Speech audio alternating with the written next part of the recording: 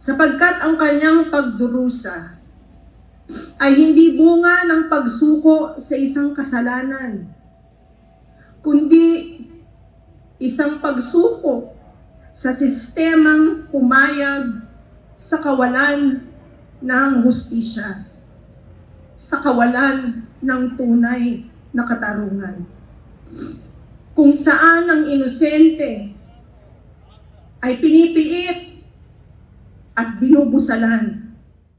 Ayon pa sa mambabatas, masakit at nakakagalit ang kasalukuyang dinadanas ng kanyang asawa.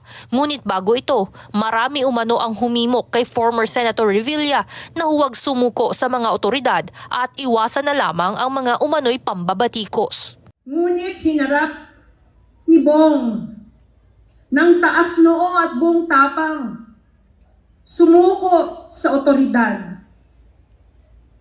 Hinarap niya sa kabila ng sakit at malaking sakripisyo. Sinuko niya ang kanyang dignidad pagkat buo sa kanyang loob na wala siyang kasalanan. Naniniwala siya na kakampi niya ang katotohanan